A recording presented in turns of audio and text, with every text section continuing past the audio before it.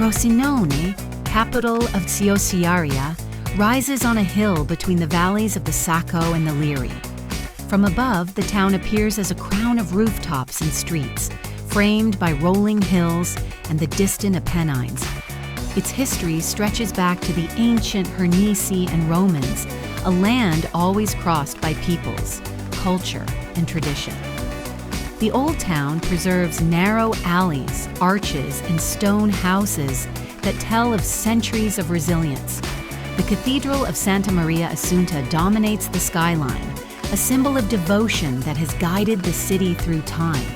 Squares, churches, and palaces reflect both faith and civic life, carrying the spirit of a community deeply rooted in its land. Around the modern city, the landscapes of Ciociaria open in every direction.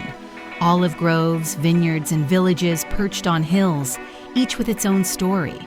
The river valleys embrace Frosinone, while the mountains stand like eternal guardians on the horizon. At sunset, golden light touches the rooftops, the streets glow softly, and the city reveals its dual soul, ancient and modern, traditional and dynamic. Frosinone, the beating heart of Ciociaria, where history, faith, and landscape meet in timeless harmony.